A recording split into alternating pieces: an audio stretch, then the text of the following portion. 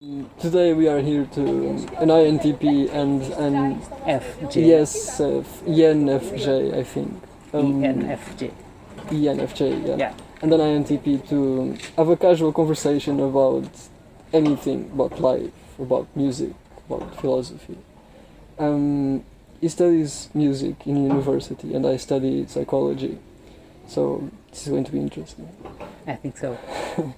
So, what you have to tell us about music and about its history, and about Well, since I am an INTJ, is it? ENFJ? Yes, ENFJ.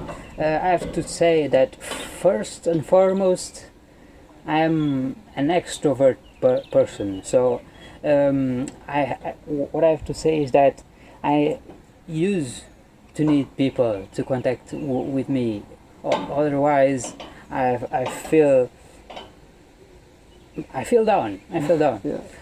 And so, music, first of all, it should not be faced only as a product. Do you understand what I mean? Yes. To Podes falar com sotaque normal. yeah, okay, yeah, but people, I think there is a mistake. I think people see music as a product and not as an element that can be used for education, leisure activities, therapeutical Needs. therapeutical needs, only besides the artistic part, as it is a product. That's why there is several contexts of music. That's the first thing, and probably my foremost thing I'd like to say first of all. So music for you is more than a tool. It's something that can be it can be used as a tool, if I understand you right, to be used for humanity, for medicine and for leisure and entertainment. But does it also have like a philosophical side to it? I should say. According to several sources about history music books, they say that music was it used to be used in several contexts. It used to mean different things for the people. First of all, as we know, back in the day of ancient Greece, music was a very important thing in the context of leisure.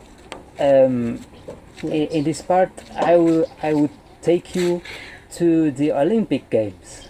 For example, there in the Olympic Games, there was a string like instrument that used to open the games. Not like an arpa? Something different from back then. It is a zither. Yes, I think I know what it is, yeah. It is a zither. Yes. According to the Bible as well, there are texts that used to classify the music as something that is miracle. It is used to heal people. Yes. So as I told before, music in therapeutical contexts, music in the community. There is a text on Bible that says that people use that there was a people that used to take down a wall with the people's shouting and yelling into it. The madness, and there it was another topic about there was someone who was healed about his madness when somebody have played the arpa. So music in community, in therapeutical Yes. issues. Passages that claim that music, again, is more than a tool. It's something almost miraculous. Of course. So you agree that music is, in a way, miraculous? That can it perform deeds, in your opinion, that could be on the same level of medicine? Of course. Actually, there was created a subject on music that is, I don't remember its name at the moment, but it has to do with, I don't remember it. Musicoterapia. Yes, music in therapeutical contexts. Yes. Yeah, I don't remember, but music therapy. It is music therapy. It was this subject I'm speaking about was first created in the decade of 1960 in Michigan, North America. So yes, music nowadays, this subject have been so deeply studied that nowadays it is a real thing. It is not only religious, it is scientifically proven. Probably you have asked already. Why it helps healing. It helps healing sickness. Yeah, and illnesses. Yes. So it has a very long history of being used for the good of mankind, from the Greeks, like you said, to modern times, modern days. So it's a very complex and very interesting topic, music, even in the fields of medicine and well-being, human well-being. It's very interesting, and it has references to the Bible too. So it's even older than we think. Again, like the Greeks and the Hebrews apparently thought that music had, in a way, a miraculous healing power, something that could help even psychologically the human mind and to heal the spirit. Yeah, spiritually, intellectually, and even in physicality. Yes, we know that if you play a certain tune in music with I don't remember if it's with crystals, if it's very small. I don't remember if it's sand, if it's crystals. That if you play a certain tune, it will form a symmetrical figure. Yeah. And it's very I know interesting. that. Yeah, I know it's that. very interesting. I've studied that in the acoustics subject. Although I do not comprehend yet, but because I didn't study it. It has probably to do deeply. with physics and less with the tune of the music, the frequency of the music, probably. Yeah, I was referring before more likely into the healing process. Yes. So we've spoken about leisure activities, like in ancient Greece concepts about opening the Olympic Games. Let's say the women before, they used to learn how to play this zither. Yes, in ancient Greece. They would be taught to sing and to act and to play music. Yes. Yeah. And second, we've spoken about therapy contexts. I would say now about the education context. So nowadays, music is different. It is the methods of teaching, and they are based on, once more, they are based on the Greece methodology to teach people, whether they are young or older. but the music we know today, as you might imagine, it is different. Yes. The tunes that couldn't be played, as you said, in the Middle Ages, right? That you couldn't go to a certain tune. Yeah, of course. Let's suppose nowadays we are at the Renaissance time, in the Renaissance period. At this particular time, music was something that propriety of the church. Yes. So there were certain chords and harmonies that could not be played because it would remind the devil in music. And since church was very strict about this, they could not face it because it would go against the rules they made their own. Eventually this type of the devil in music in song would disappear because there were people that knew very much music and started to write a new harmony. The time about that would include these chords that they couldn't play. That's very interesting. So only by doing what you apparently can't do by law can you evolve in music. So you have to go against the authority in this case. Of course. To evolve. I think it's very interesting. Yes, it is. Back in the day, the stuff we know today, it was 4 lines and not 5 like today, and it is for a simple reason. Perhaps the first and foremost reason why nowadays it is 5 lines and not 4. 5 lines in musical text. Yeah, in a stuff. Yes. In a stuff. It is because nowadays people tend to sing to a very high note or very low note. And the music instruments themselves nowadays can have a very wide range. They can have a very wide range.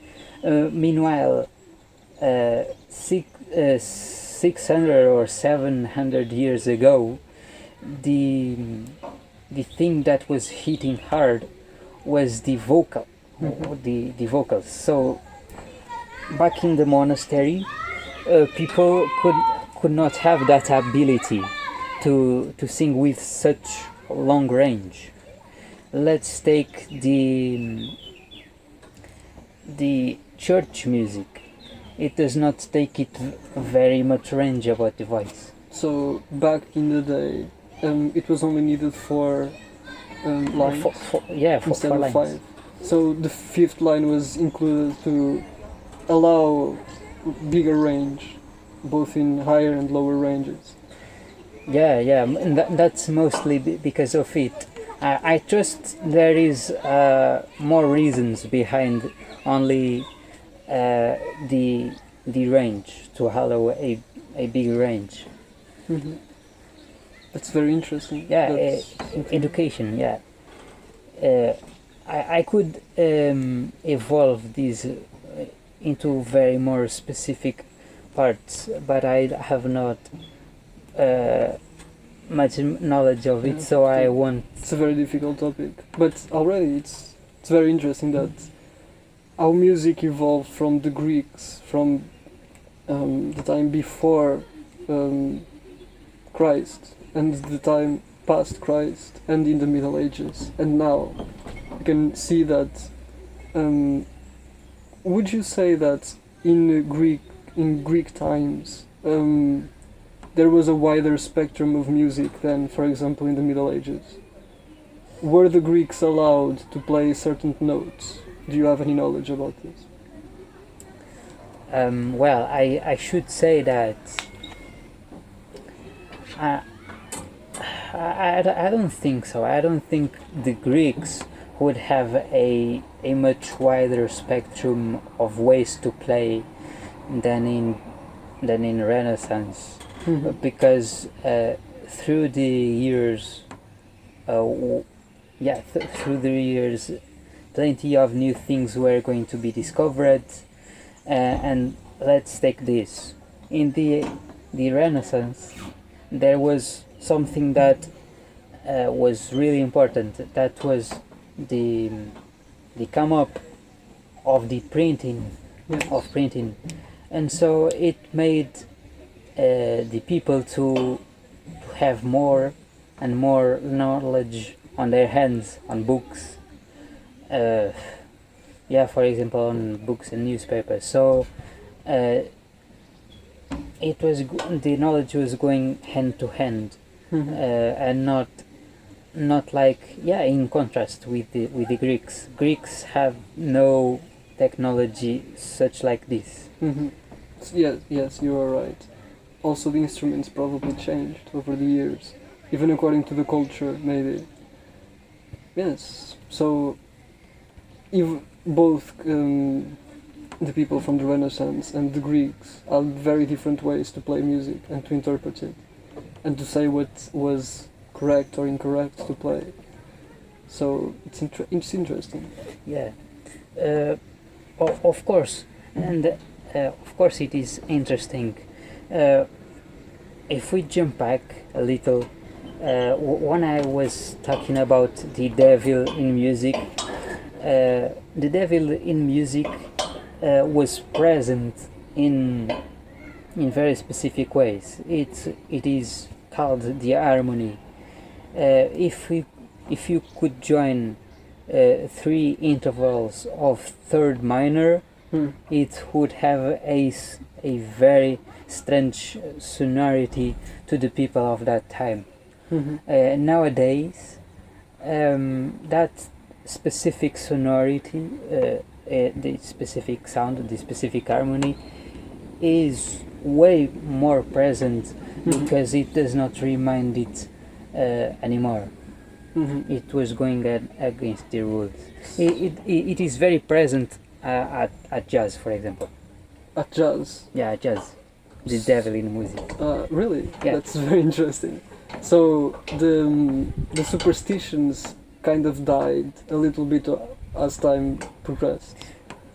Oh, of course, the superstitions have been died because for another reason that I found that I found right, and I trust it, is that by the time that people have been away from that idea of God among all things, it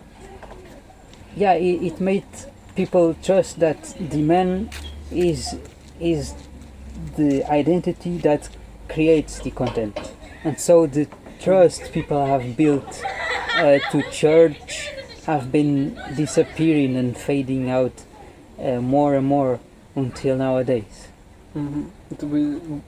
Yes, I guess you're right.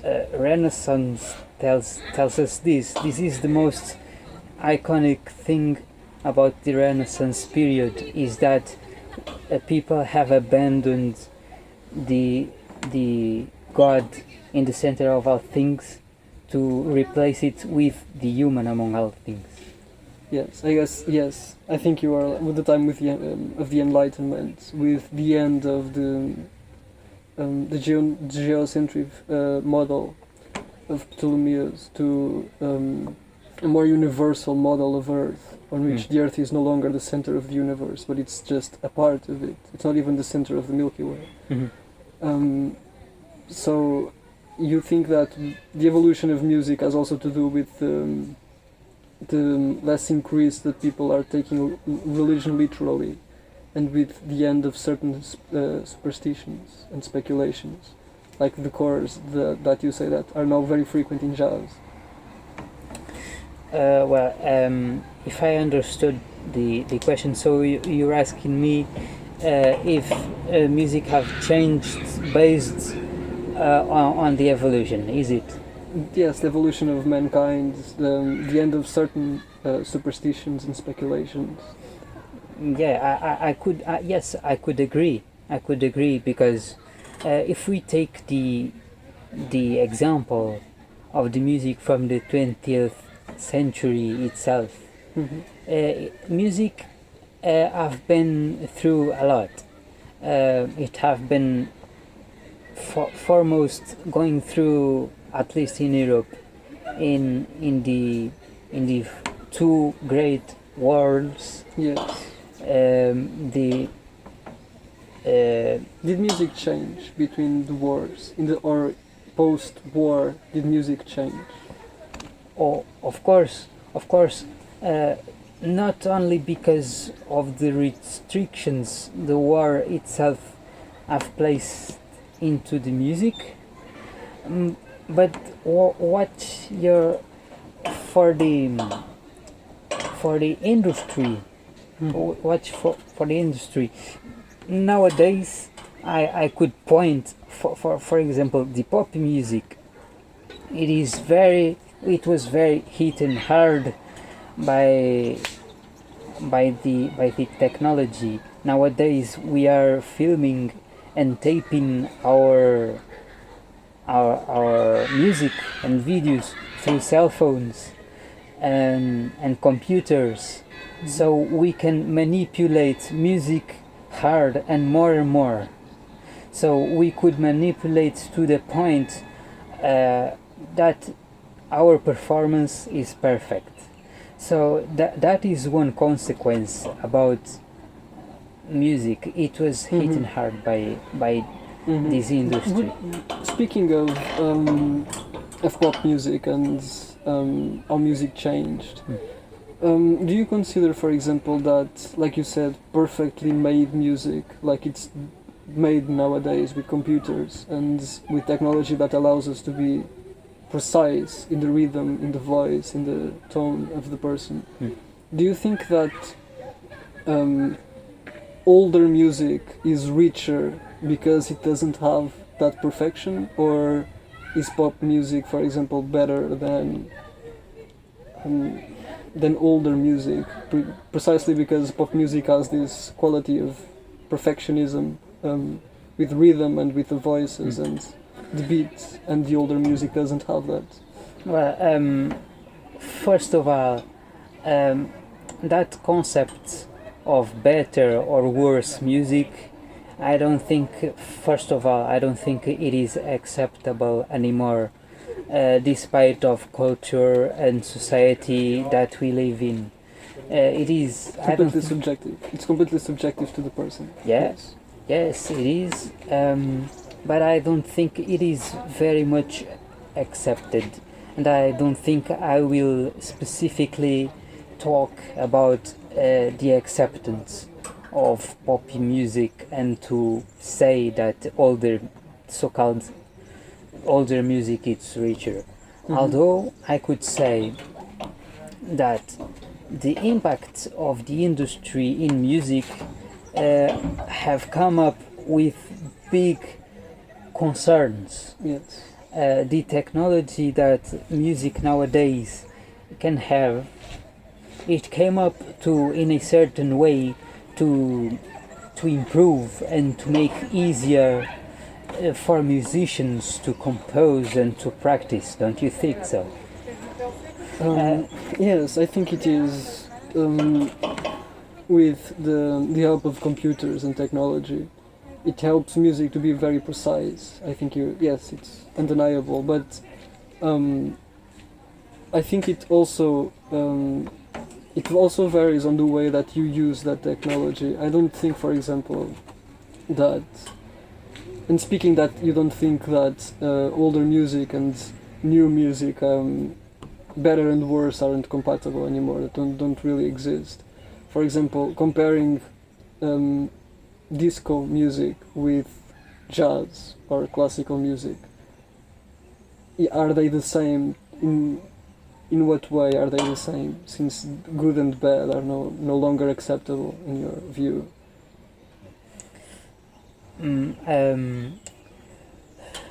Well, I could say first of all that we have to consider its origins and its philosophy. What makes classical music to be so melodic and so simple? Its foundations rely on the Greeks' point of view. Disco music, as we talked about before, disco music introduces people into a more dense context. That's it. Leisure. Leisure. Jazz. Jazz came from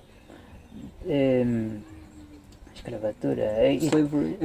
From slavery. It came from slavery and music blues? from works. From what? Blues. Yeah, from blues. It comes from very sad context, Yes. doesn't it? And that's what I talking you about before. Music from the 12th century represents A very dark past. very dark past. But foremost, besides that,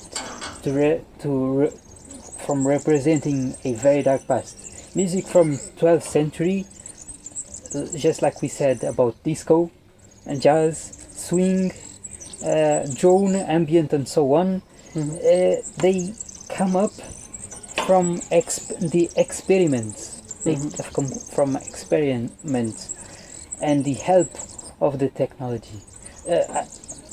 Can you tell me what was the question again? It was, how are they compatible? I think you have already answered that. Each song, each type of music has to do with the context that it has been made. Yeah.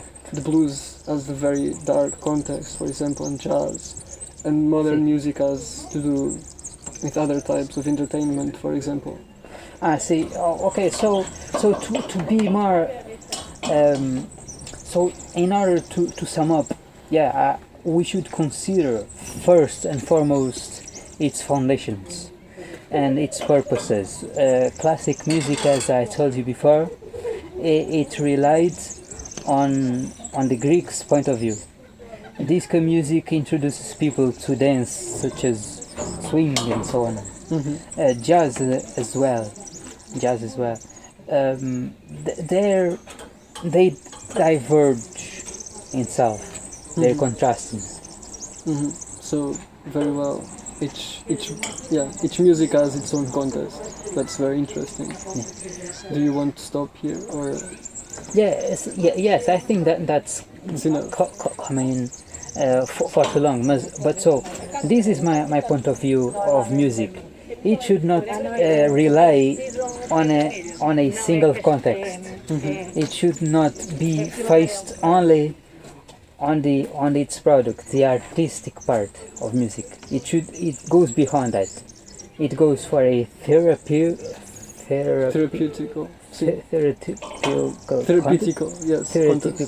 context, education purposes, and leisure. And yes, and it has to do with the time that it is that humans are living in, of course. Yeah, and this is not. And this applies not only for music itself, but art itself. Art can be on these four contexts. Yes, I guess you are right. For example, the paintings after the war became really dark, with the painters explicitly drawing and painting scenarios of war and poverty and dark was a very popular color back then. After the war, so art evolves to the history of mankind and what the people are feeling in those times, and so does music apparently. Yeah, of course. Thank you. Yeah, man, thank you.